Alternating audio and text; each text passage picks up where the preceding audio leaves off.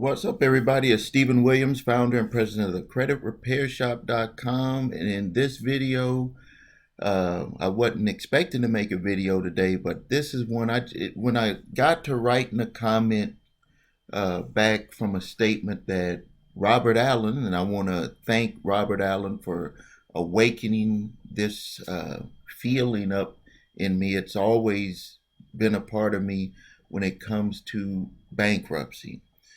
He made a statement and he said, "Too bad everyone who owes couldn't get together and file bankruptcy on debt collectors. That would put them out of business for sure." And and then I had replied back, and when I was starting to reply back, it was like, I got to reply more back than what I'm going to say, because in my thinking, what I've always thought about with these debt collectors is that, or not even what I always thought, what it used to be when I first dealt with debt collectors in the 1990s, and then when I started dealing with them with my customers, is that not one thing that they all had in common is that they were coming after you for debt that was 100% legal. Like, they would not go swimming into the area of trying to collect non-legal debt. These are attorneys, and they're going to put together a case against someone to come after a debt that, if that person knew how to challenge it, it would get that case thrown out and potentially get them sued, which happens a lot of the time, to get them sued. But what had really woke me up on this when I was typing back the answers, or typing back my statement, was that, and I'm going to break it down like this: is first, debt collectors did not used to go after debt that was not 100% within the statute of limitations. They would actually do that work. Now, I'm talking way back. They started doing this after 2000. A lot of laws changed after President Bush became president. A lot of stuff started to change and get relaxed on what these types of companies could do.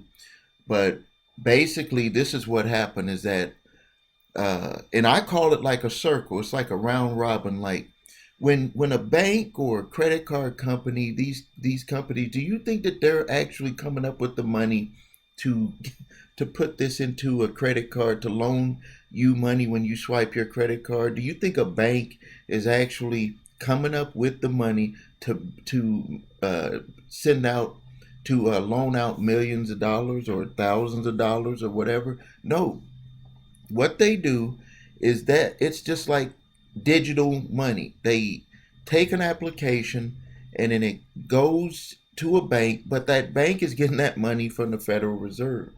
It's like it's creating money from nothing. They create the money, and then it is circulated through the bank, circulated with loans, and it's recirculated by them, by us people, regular people, even people with money, to pay back. It's like a circulation. It's like a round robin. And what the debt collection companies started doing is that they started taking on investors. A lot of these companies are backed by banks. They're backed by what do they call them? Venture funds, which are backed by people with banks that knew what they were doing when they were making out the loans. A lot of these loans were going to go bad, and so now they're making money on the front side. Now they're making money on the back side. But but when the banks and the big companies, that investors put money into these debt collection companies, they had to do something to get to more people that had debt. Like, it's, even though it could be millions of people, it's still limited on the amount of people that they could go after that had legal debt that they could collect. It's just like, why did payday loans pop up? When because there was just so a limited amount of people that had good credit that could get loans. And then even when they had good credit, they wouldn't always go out and get loans. People were responsible. So they created the payday loan, the payday lender, the auto title loan. They developed those companies, and these companies were developed from huge banks and people that were part of banking and made venture funds to invest in those companies, because they knew that even with the people that would not pay, that number one, they would make some money on the front side by raising up the interest rates. So that pays for a number of people that went bad. And then on the back side, even when the loans went bad, they would go and they would sell them to companies like these, or they would sell them to their own company that they made. And then they would go after people, and the people that didn't know their rights would end up paying money. So they've paid on the front side a ridiculous interest rate, and they've paid on the backside a ridiculous interest rate, and they would get trapped. Now, this wraps around into the bankruptcy changes. In 2006, they changed the bankruptcy laws to where people could not file bankruptcy. People were like, they was like saying, the hell with all this debt, I'm filing bankruptcy, and I want to get a fresh start. If you look back at the commercials that used to run back then, there were people popping Chapter 7 bankruptcies like it was candy. 2006, there was an agreement, and they changed the laws, and there's many things that they changed, but let me tell you the two main things that changed. The two most important things is that they made a questionnaire that mainly was really made to disqualify people from being able to file Chapter 7 bankruptcy. It forced people into Chapter 13, which, if you think about it, if you are in a Chapter 13, and for you that don't understand the difference, is Chapter 7, you just get to wash away all debt that is not collateralized. Chapter 13, you're going to be paying those debts.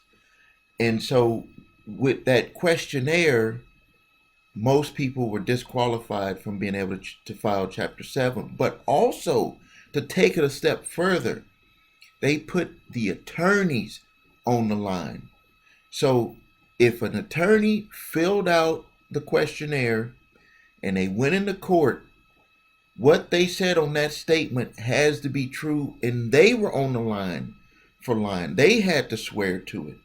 And I don't care what anyone tries to tell you, that is the truth, that the attorney was put on the line because they felt that people were going into court, they were lying, the attorney would be like, hey, they just filled out the form, they answered, and I just turned in what they said. Now they want verification. They want to look at income.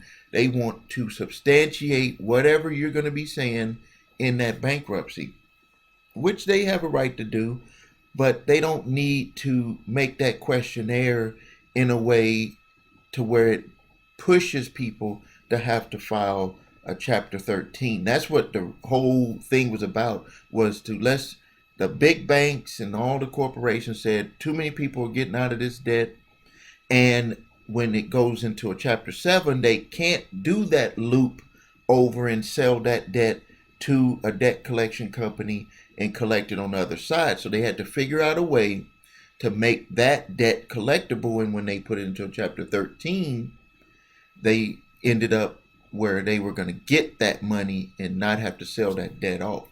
Now, let me tell you what happened though. What resulted from that? Number one, attorneys made more money.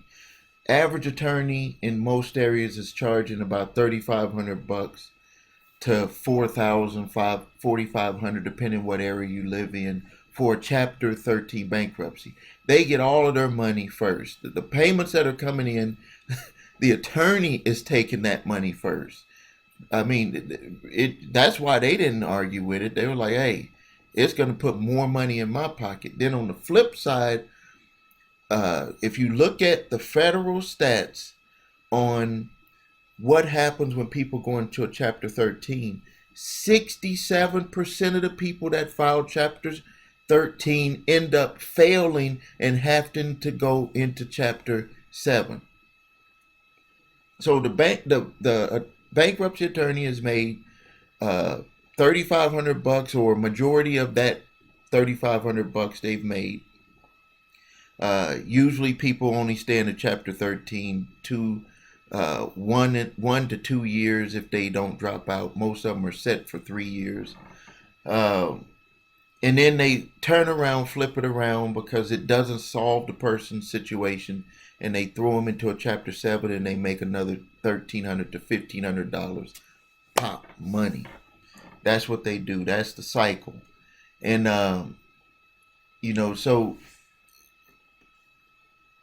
I don't know what it does. It just, when it goes into bankruptcy, I just feel, and it's my personal feelings, that if a person cannot make it, just like a corporation, just like rich people do, is that you could file bankruptcy, reorganize everything, and start off fresh. People do it all the time. It just seems that the middle class and people that are below middle class don't understand those rights, and they get stuck. The middle class is actually really the class that gets forced into the Chapter 13. It's like they want to make you a slave forever, making payments. People that are below middle class, from what I'm seeing with the attorneys that I work with they mainly do end up getting into a Chapter 7.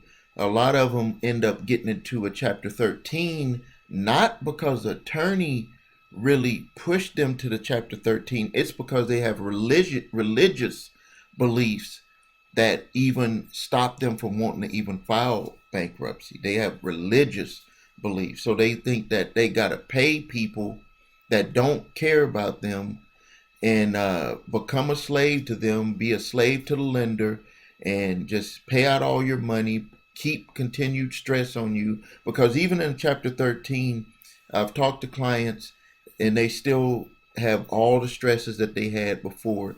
Only stress they didn't have was that the debt collector couldn't keep calling them. They just had a new stress, paying the attorney. So that's my video for today. I just wanted to get that out because I believe that there's a lot of people that are probably thinking about filing bankruptcy, especially with what's going on now. There's going to be a huge increase in bankruptcies, and they're going to get trapped into a Chapter 13. They're going to feel like they're getting a fresh start, but they're going to end up in a Chapter 13, and they're going to end up in Chapter 7, and this is going to be strung out for years, harming people, taking away their wealth that they could have saved for themselves and their family. So if you need help with your credit, please visit the website, thecreditrepairshop.com. If you need your credit reports and scores, please use the link that I have. I really appreciate it. It's a company that I work with, and it helps me be able to help you. Also, ask your questions, post your comments, because by you posting your comments and liking the video, please like the video, it helps bring more people to this channel so they can get help. They can get help with what we have to offer here. This is real deal information. Please like the video if I didn't already say that, and stay safe. And until next time, this is Stephen Williams, founder and president of thecreditrepairshop.com. Thank you.